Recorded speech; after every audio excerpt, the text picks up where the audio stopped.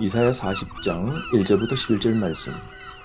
이 본문의 말씀은 이사야 40장부터 66장까지의 내용의 첫 번째 부분인데요.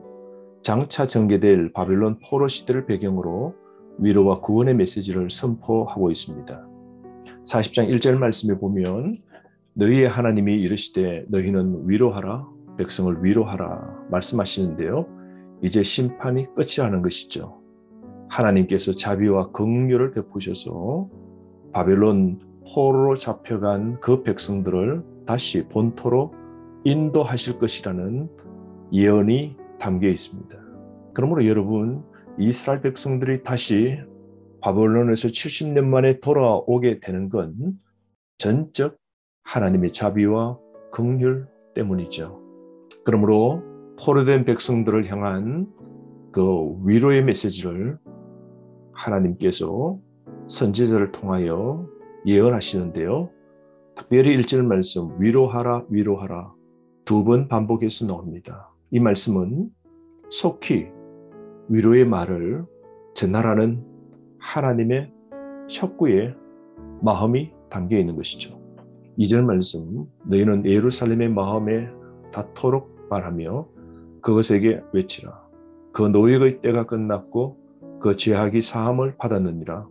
그의 모든 죄로 말미암아 여호와의 손에서 벌을 배나 받았느니라 할지니라. 복음을 전할 때 예루살렘의 마음에 닿도록 말하라는 것이죠. 부드럽게 편하게 이 복음 말씀을 전하라는 겁니다. 바벨론의 포로 생활이 끝났고 포로 생활을 하게 된 원인이 뭐라 그럽니까? 죄악 때문이라 그럽니다. 그러므로 그 모든 죄가 이제는 다 용서함을 받았다라고 말씀하고 있죠. 그러므로 여러분, 고난 겪게 된 근본적인 이유가 죄 때문임을 분명히 말씀하고 있습니다. 오늘 우리의 삶도 돌아봅시다. 내 삶에 오늘 이 고난이 어디로부터 왔는지 한 번쯤은 살펴볼 필요가 있는 것이죠. 혹 그 근본적인 원인이 죄 때문일 수도 있다는 것이죠. 그러므로 여러분, 우리의 삶 속에 그럼에도 불구하고 베푸시는 하나님의 자비와 긍휼이 나에게 임하도록, 그래서 다시 회복되도록 하나님께 회개의 기도를 해야 되지 않겠습니까? 그럴 때 하나님 우리를 다시 용서해 주시는 것이죠. 3절부터 5절 말씀은 여호와의 길을 예비하랍니다. 이스라엘 회복을 위한 메시아의 출현을 예언하고 있는데요. 3절 외치는 자의 소리여 이르되 너희는 광야에서 여호와의 길을 예비하라. 사막에서 우리의 하나님의 대로를 평탄하게 하라. 여러분, 고대의 왕이 가는 길은 먼저 신하들이 가서 미리 모든 길을 보수하여서 평탄하게 만듭니다. 그래서 왕이 지나갈 때에 무사히 편안하게 지나갈 수 있도록 길을 다시 보수하고 만드는 것이죠. 이 말씀은 떠나신 하나님께서 다시 예루살렘으로 이스라엘 백성의 자리로 돌아오신다는 말씀이죠. 그러므로 왕의 행차에 모든 백성이 마음의 준비를 해야 됩니다. 특별히 하나님의 대로를 평탄하게 하라. 무슨 뜻일까요? 더러움이 없도록 정결케 백성이 마음을 준비해야 됨을 말씀하고 있습니다. 4절 말씀 골짜기마다 도두어지며 산마다 언덕마다 낮아지며 거르지 아니한 곳이 평탄하게 되며 험한 곳이 평지가 될 것이다 말씀하죠. 여러분, 골짜기가 도두어진다는 건 패인 골짜기가 메워지게 되는 것이고, 산마다 언덕마다 낮아진 건 가로막은 모든 산들을 깎아 낮춘다는 것이고, 또한 고르지 아니한 곳을 평탄하게 만든다는 것은 굽은 것은 곱게 뻗도록 길을 멋지게 낸다는 것이요.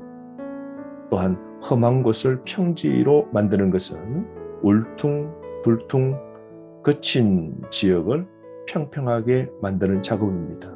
그러므로 동편으로 떠나신 하나님이 다시 그 동편 광야를 통해 예루살렘으로 하나님께서 회복을 위하여 구원을 위하여 돌아오실 때에 이스라엘 백성들이 준비해야 될 것은 왕의 행차를 위하여 모든 것을 바르게 왕의 행차를 예비해야 된다는 것이죠. 그러므로 여러분, 우리의 영적 골짜기를 보수해야 될 필요가 있지 않겠습니까? 그러므로 도두고 낮아지게 만들고 평탄하게 만들고 평지가 되도록 우리가 하나님 앞에 회개를 통하여 우리의 마음을 깨끗이 관리할 필요가 있지 않을까요? 오늘 우리는 어느 부분에 마음의 골짜기가 있는지, 무엇이 높아졌는지, 무엇이 고르지 아니한지, 우리 마음이 어디가 그친지, 삐뚤어진 우리의 마음을, 또한 쓰레기와 더러운 것들을 정결케 만드는 마음의 정화의 작업을 해야 되지 않을까요? 오늘도 우리가 거룩하게 살 때 성령의 은혜가 거룩한 우리 심령 속에 충만으로 채워지지 않겠습니까? 그러므로 5절 말씀, 하나님께서 그 길로 오심을 말씀하는데요. 하나님 오심의 특징은 두 가지입니다. 5절, 여호와의 영광이 나타나고 그 모든 육체가 그것을 함께 보리라 말씀합니다. 첫 번째, 여호와의 영광이 나타납니다. 하나님께서 떠나신 하나님이 다시 찾아오시는 그 모습이, 임재가 나타나고 하나님이 다시 돌아오시는 그것을 모든 사람이 다 본다는 것이죠. 궁극적으로 예수님께서 이 땅에 다시 재림하실 때에 모든 육체가, 모든 사람이 예수님의 재림을 다 보게 될 것이죠. 그러므로 예수님을 통한 구원과 회복이 온전히 이루어지는 재림의 날, 우리 모든 사람들은 이 놀라운 광경을 목격하게 될 겁니다.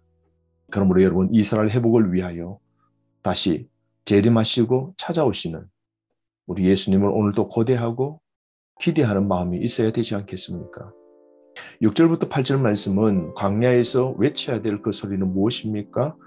하나님의 말씀은 영원하고 우리 인생은 풀과 꽃에 불과한 연약한 육체임을 우리는 알아야 되겠죠. 6절, 말하는 자의 소리여 이르되 외치라.